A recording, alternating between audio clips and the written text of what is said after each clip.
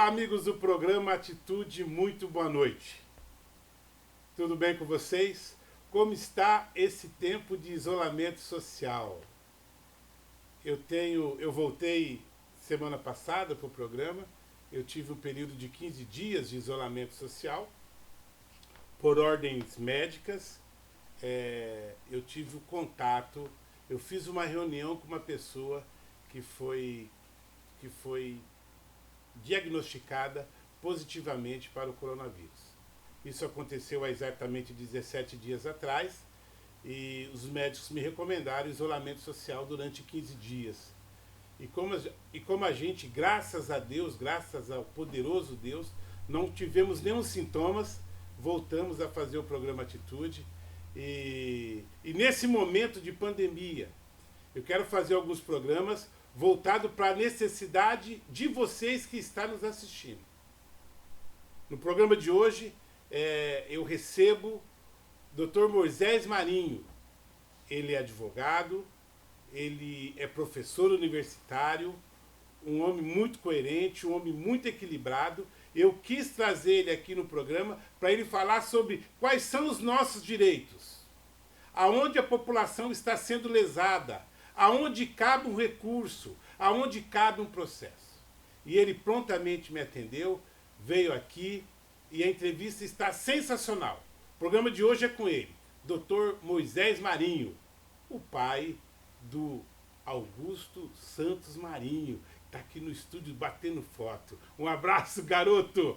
No ar, programa Atitude para você agora.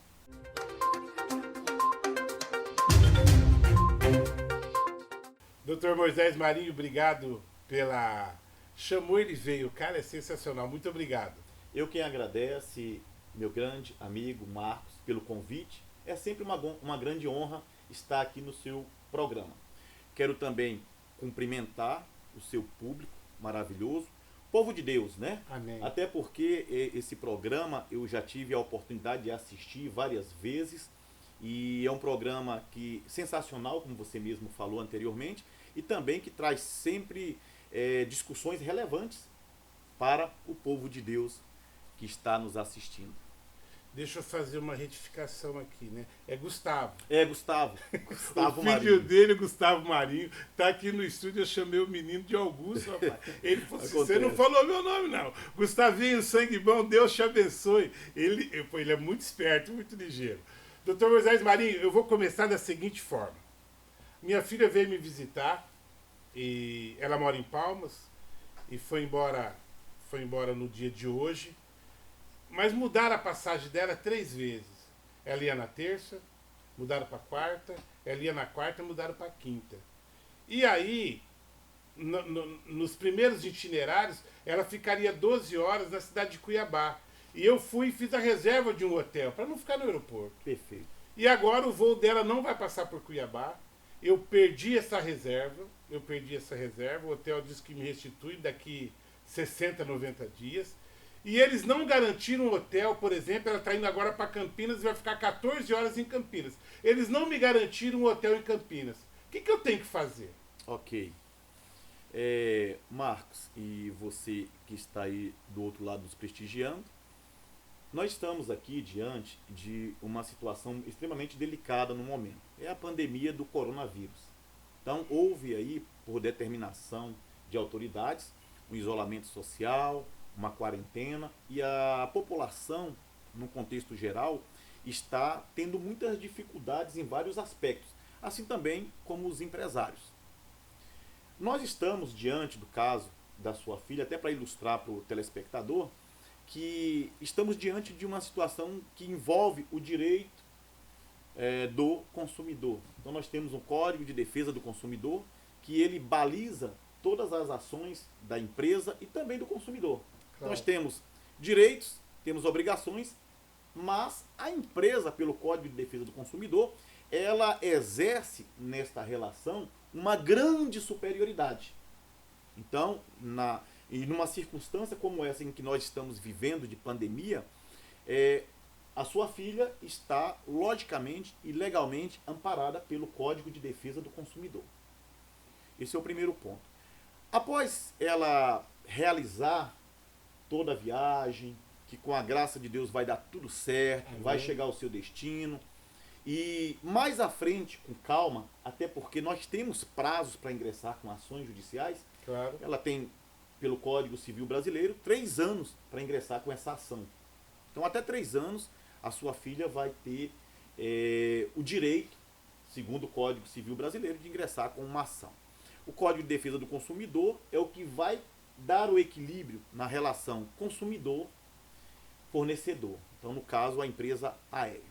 E no caso específico da sua filha, Marcos, eu acredito que tantas outras pessoas estão passando por esse procedimento, porque vivemos hoje esse período de pandemia, ninguém sabe, né, numa incerteza total.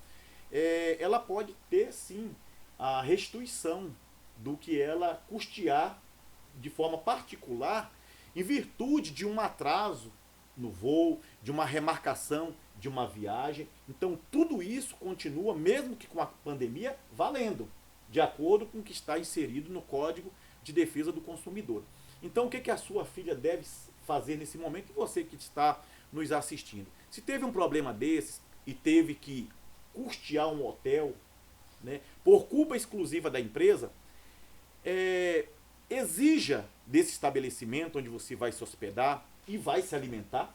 Claro. Né? Tem almoço, tem janta, tem café da manhã. Você guarde essas notas fiscais, guarde esses documentos, porque eles são de extrema importância para provar data, horário e você fazer a comparação com o período da viagem e os bilhetes de passagem. Então, esses são os procedimentos legais de praxe para você, consumidor, não ter prejuízos além desses que todos nós já estamos tendo. Então, Código de Defesa do Consumidor, e aí nós temos a legislação do Código Civil, que vai ser aplicado o Código Civil, vai ser aplicado o Código de Defesa do Consumidor, e a última recomendação que eu faço para você: contrate um profissional da sua confiança. Que legal. Porque médico e advogado, Marcos, eu costumo dizer para os meus clientes, tem que ter uma relação de confiança. Se houver uma desconfiança pelo meio, troque o profissional. Para o processo. Justamente, porque um processo é como se fosse uma cirurgia. Se errar, você perde o seu direito.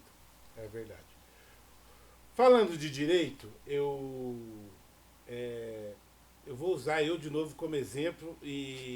Mas por quê? Porque você também pode estar passando por isso. Hoje de manhã eu fui abastecer meu carro e lá no posto de gasolina a moça estava usando o álcool gel e na hora que eu fui passar o cartão, ela me ofereceu o álcool gel, eu passei na mão e perguntei para ela: nossa, você ainda tem álcool gel?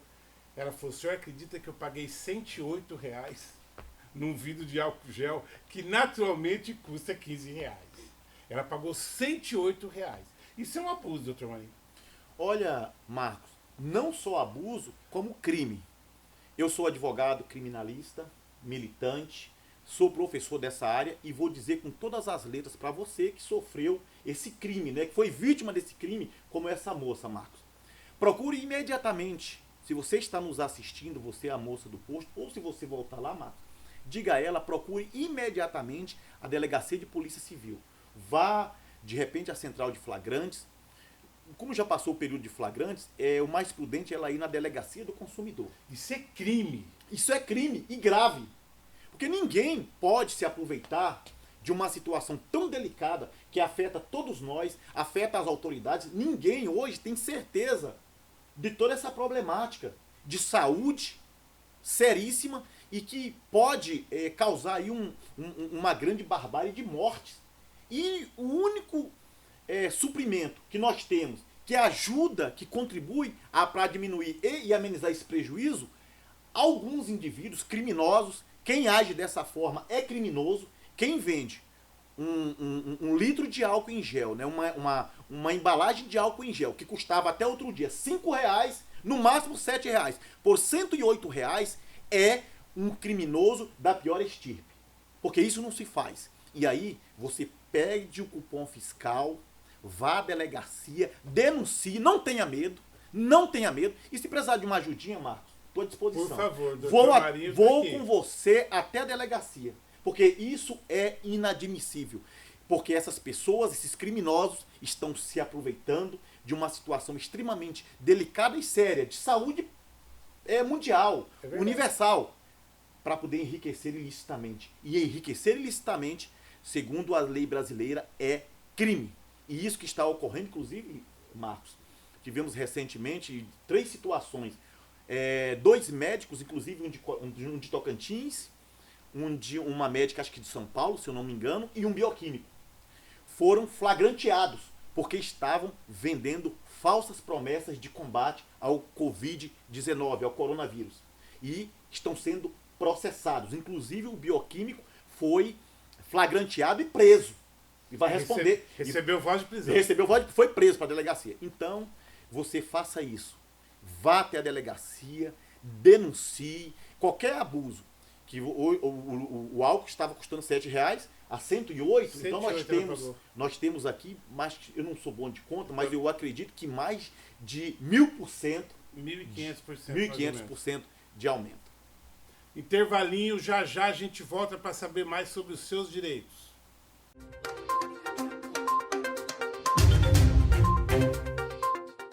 Estou aqui com o Dr. Moisés Marinho. Você viu aí, olha, a moça do posto, eu só abasteço lá, eu vou indicar isso para ela, eu vou falar isso para ela, isso foi crime. Doutor Marinho, onde é mais uma situação que nesse momento inusitado do mundo, da população mundial, a gente pode sofrer mais abusos pesados? Porque, por exemplo, em Porto Velho, a única coisa que eu senti falta no mercado até hoje é de álcool. Álcool realmente sumiu das prateleiras. Mas, por exemplo, comida eu tenho visto, eu tenho acompanhado. A gente é da imprensa, a gente tem acompanhado. Mas aonde mais a gente pode sofrer abuso? Por exemplo, eu estou com problema na internet. A minha internet está terrível. E as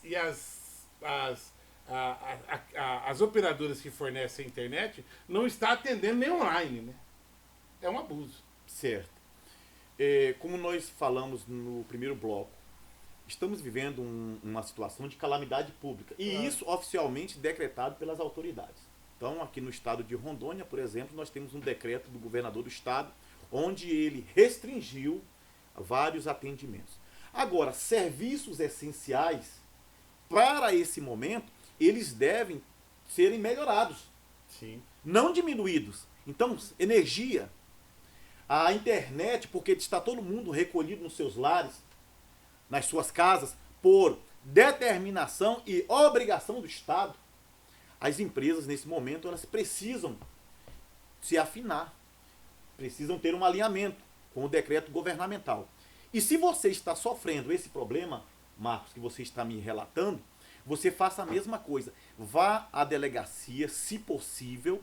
Eu acredito que hoje tem um mecanismo que você não precisa se dirigir até lá, até para evitar a disseminação do vírus. Tem o atendimento online hoje. Pronto. Vá lá no atendimento online da polícia, registra, porque você está oficializando um problema que está acontecendo agora, neste momento.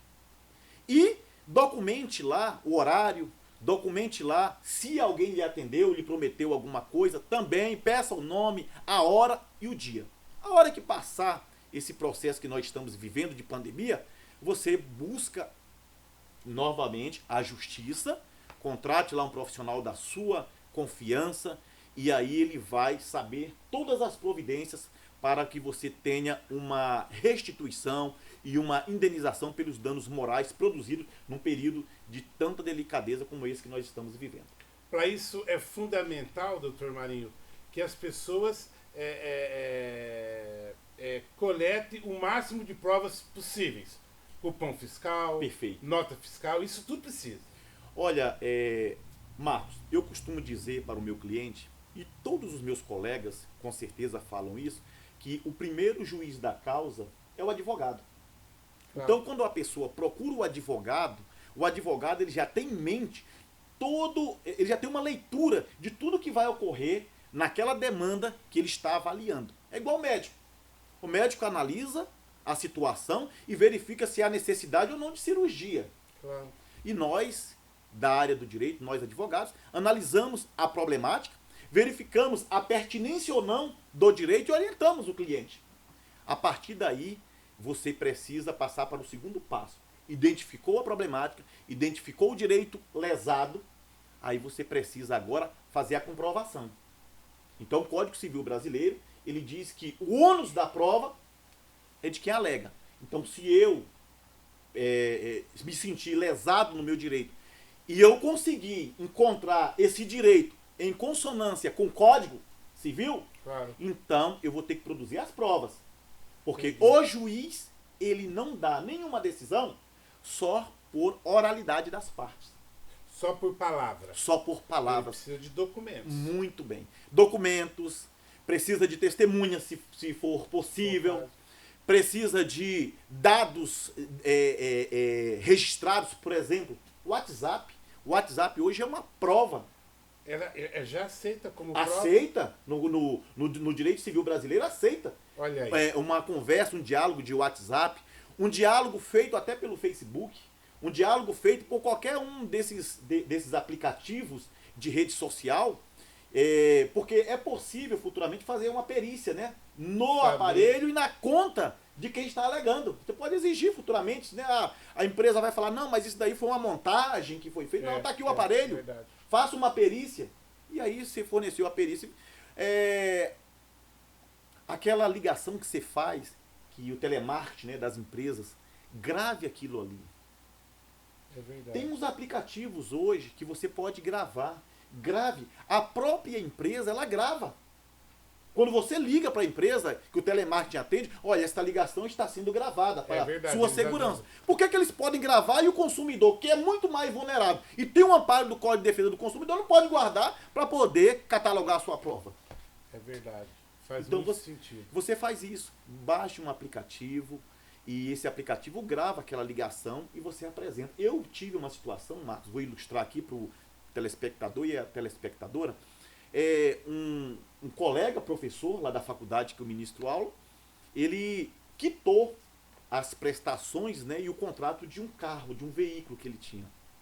Então, na época foi providenciado lá uma documentação e mandado um boleto para ele e ele acabou pagando e quitou. Ocorre que não deram baixa no contrato e ficou aquele contrato em aberto como se ele tivesse uma dívida, como se ele estivesse devendo. E ele falou assim, doutor, eu não sei mais o que fazer. Já cansei de ligar várias vezes, eles me prometem, passam para uma plataforma tal, uma plataforma Y, X, etc, etc, tal, e eu não consigo resolver o problema. E isso está me trazendo um grande constrangimento, está me trazendo um grande dissabor, e eu preciso comprar um outro veículo, não consigo porque meu nome está no Serasa, está protestado. Nossa, ainda estava no protesto. Protesto. E eu falei, passa então essa situação para que eu resolva. Ele falou, passou uma procuração para mim e eu fui atrás de levantar todas essas informações juntamente com o banco. E gravei as ligações. Então aquela ligação que eu fiz ao banco, eu gravei essa ligação. E aí a moça que me atendeu, na época, me orientou que eu enviasse por um e-mail que eles forneceram, o banco, informando o que estava acontecendo e escaneando e mandando aqueles documentos que comprovavam a quitação do contrato. Assim eu procedi. E eles não baixaram o contrato. Mesmo você mostrando as provas que você já tinha pago, eles insistiram em não baixar. E não baixaram. O que nós fizemos? Não tem problema. Nós ingressamos com ação judicial, civil, e peguei essa gravação que eu fiz lá do banco, coloquei numa mídia e coloquei no judiciário como prova. Está aqui.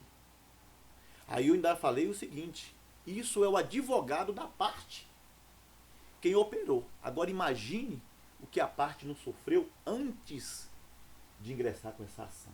Isso aí a gente faz a baliza e dimensiona o valor econômico do dano moral produzido a essa pessoa. Nesse caso aí, cabe o quê? Dano moral? Então, ele estava sendo impedido de fazer uma nova negociação, uma nova aquisição.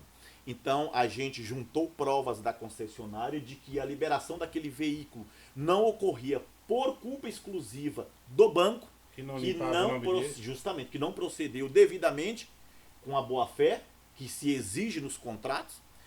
Então, ele tem o direito ao dano material produzido, né? E ele deixou muitas das vezes de comparecer a eventos, de ir à faculdade, porque estava com problema com o carro dele, estava na oficina, não podia fazer aquisição de outro.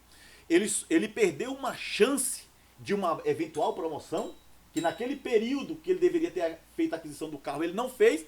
Isso daí, a perda de uma chance, também se incorpora no direito. Tudo isso cabe. E mais o dano moral pela dor, pelo dissabor, que isso daí é imensurável.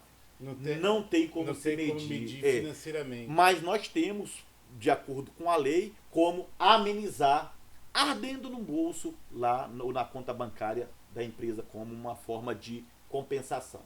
Tá aí, gente. É seu direito. Intervalinho, já já a gente volta.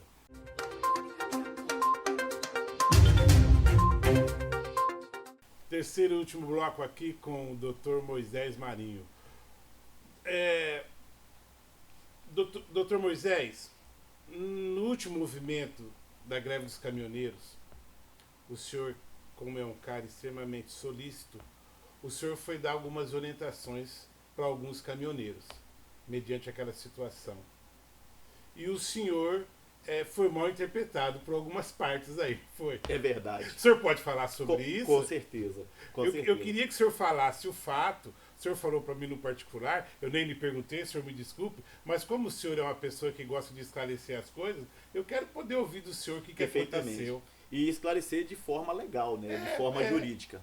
Em 2018, você que está nos assistindo, né, nos dando prestígio aí da audiência, nós tivemos aquele movimento dos caminhoneiros no Brasil inteiro. É verdade. Então o país, hoje o país parou pelo Covid-19, pelo coronavírus. Naquele momento o país parou por muitas arbitrariedades cometidas pelo Estado. Estado que eu digo pelo Brasil, pela presidência, por quem estava no comando naquele momento.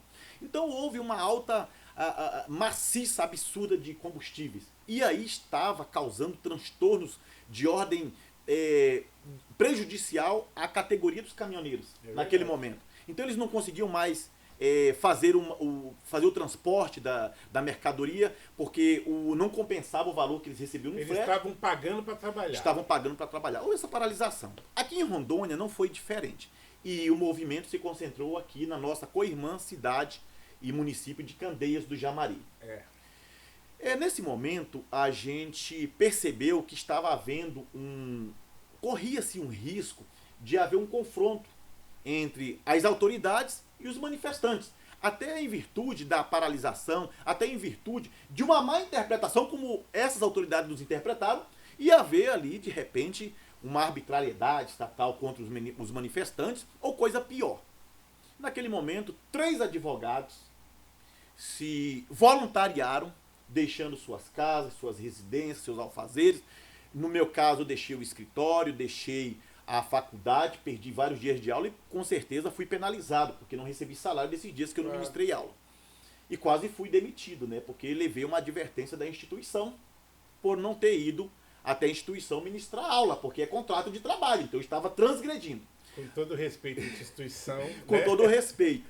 Mas era uma forma também de mostrar para os meus acadêmicos, Marcos, que nós tínhamos um interesse maior a ser revisado, a ser olhado, a ser utilizado como ferramenta o direito para fazer naquele momento sanear qualquer eventualidade de arbitrariedade do Estado. Para atender um coletivo muito maior. Perfeito. Então nós atendemos essa demanda, foi eu, Dr. Breno, doutora Rosângela Lázaro, lá para o Candeias. Nesse mesmo momento, a Ordem dos Advogados do Brasil, de Rondônia, na pessoa do seu presidente à época, o meu grande amigo e colega Dr. Andrei Cavalcante, foi participado a ele a situação e ele de pronto colocou a nossa instituição a serviço do povo, a serviço de Rondônia, e falou o seguinte: os colegas que se sentirem voluntários e quiserem participar do movimento lá, auxiliando e ajudando a conter, a manter a ordem, a OAB está disponibilizando aqui um grupo que foi criado, um grupo de WhatsApp, onde aproximadamente 50 colegas se colocaram à disposição. Mas 3 colegas ficaram praticamente de quase que 24 horas por dia lá com os manifestantes, contribuindo com aquilo que nós mais sabemos fazer, que é lutar pela justiça, garantir o direito, garantir a liberdade do cidadão e garantir a democracia e o direito de manifestação inserido na Constituição, que qualquer cidadão pode se manifestar contra qualquer arbitrariedade do Estado. E naquele momento estava acontecendo uma arbitrariedade do Estado.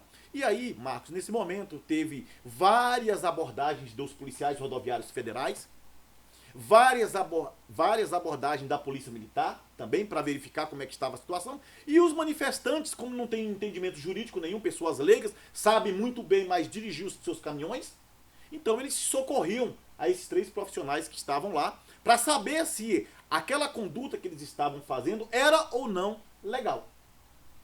Até um determinado ponto em que 2 policiais federais compareceram até o local, não informou ninguém no momento, e também não estavam caracterizados como policiais federais. Então foram 2 pessoas dissimuladas de manifestantes, infiltrou-se no meio dos manifestantes. Nossa. Inclusive um estava de bermuda e camiseta e o outro de calça jeans, mas em momento algum se apresentaram, se identificaram e se infiltrou no meio dos manifestantes. Então isso naquele momento foi muito perigoso para eles próprios. Claro, porque estavam ali no meio de mais de 100 pessoas. E um deles, com os papéis na mão, procurou o manifestante mais alto e mais encorpado. Então tinha um rapaz lá de mais ou menos uns 2 metros de altura e 150 quilos. E falou, vamos chegar para ele e dizer que ele está preso. Vai ser conduzido para a Polícia Federal. Quando eles fizeram isso, os manifestantes, opa, tem alguma coisa errada. Primeiro que os caras não se identificaram como policiais federais.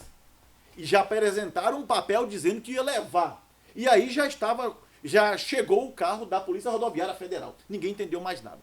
De pronto, os 3 advogados, por coincidência, estavam naquele local mais uns 100, 200 metros acima desse local que aconteceu o problema. E aí nós descemos lá para poder fazer essa averiguação e verificar o que estava acontecendo.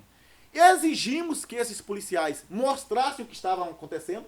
Eles se apresentaram para nós, advogados, que eram policiais federais e que estavam ali, não explicaram a motivação. E de pronto nós falamos para eles e para os manifestantes que, em hipótese algumas, eles iriam intimidar com aquela conduta que foi uma conduta perigosa para eles. Claro. E não iria intimidar os manifestantes de exercer seu direito de ir contra o Estado, né, numa manifestação pacífica e cívica para baixo dos combustíveis. Pois bem, resolvemos naquele momento, gravamos um vídeo, colocamos em rede social, não ficou nada às escuras nem obscuro. Tudo que eu falei, inclusive hoje, a gente continua dimensionando na rede social porque foi a verdade. Claro. E no direito penal vige o princípio da verdade real. Aí, Marcos, e você que está nos assistindo, tudo bem, o movimento acabou, graças a Deus, bem aqui em Porto Velho. Não houve nenhum tipo de violência. Não houve nenhum tipo de violência. Fizemos um trabalho extremamente cirúrgico com aquelas pessoas, porque nós impedimos eles de irem contra as forças de segurança. O secretário de Segurança Pública esteve presente, delegado de Polícia Civil, policiais militares, várias autoridades estiveram lá e conversaram conosco e sentiram e elogiaram o nosso trabalho. Falou, olha, graças a Deus que vocês estão aqui, porque esses manifestantes só ouvem vocês. Olha aí. Eles olham pra gente com outro olhar, acham que a gente vai bater, vai prender, e vocês são advogados e se sentem seguros. Foi esse o nosso trabalho. Fomos elogiados pelo secretário de Segurança Pública, tivemos uma reunião, na época, o governador Daniel Pereira, que era o governador de estado, e tudo isso se resolveu da forma mais pacífica. Agora, infelizmente, esses policiais federais abriram um inquérito sem nenhuma consistência jurídica, sem base nenhuma, sem nenhum embasamento legal, para se vingar dos advogados. E instauraram o inquérito, colocaram lá 5 crimes do Código Penal e disseram que nós tínhamos cometido aqueles crimes. Mandou para o Ministério Público Federal aqui de Rondônia, um procurador federal, comprou a ideia, denunciou nós à Justiça Federal, que nós, 3 advogados, tínhamos cometido lá mais ou menos quase meia dúzia de crimes contra a incolumidade e a paz pública. Certo. Pois bem, nesse momento, o doutor Breno, um dia lá fuçando seus processos, encontrou lá essa situação, me falou, e eu e a doutora Rosa fomos à OAB. A OAB, de pronto, como no primeiro momento, interveio, demonstrando que nós estávamos lá, tanto a serviço dos nossos clientes, né, possíveis que foram aparecendo, como nós soltamos pessoas que foram presas indevidamente, coercitivamente, como também estávamos exercendo uma função social, que o advogado não é só para ganhar dinheiro, o advogado é para contribuir com a paz social e a justiça. Mas graças a Deus, Marcos, Deus é tão bom, eu confio tanto Amém. nesse Deus maravilhoso, Amém. onipotente, presente e agido a todos os instantes, para não deixar que a injustiça paire sobre os seus filhos.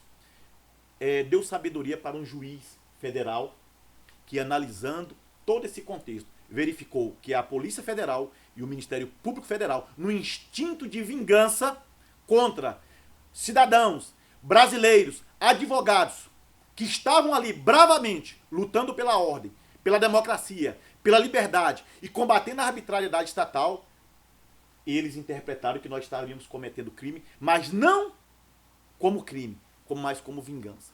E graças a Deus o juiz rejeitou a denúncia, não existe mais processo contra mim, não existe mais processo contra o doutor Breno, não existe mais processo contra a doutora Rosângela, e a justiça corrigiu a tempo uma das maiores lesões que podem existir contra a nossa Constituição. É atentar contra a honra, contra a dignidade e contra a conduta inabalável de qualquer cidadão e principalmente dos advogados. Então, nós, da Ordem dos Advogados do Brasil, só temos a agradecer ao OAB Rondônia, hoje na figura do seu presidente, Dr. Elton Assis, e agradecer a prudência e também a forma como esse juiz federal ele interpretou e tomou a melhor e maior decisão. E eu quero deixar, para encerrar o programa, Marcos, um recado. Polícia Federal, Ministério Público Federal e qualquer outra instituição, eu respeito imensamente vocês como instituição e venero.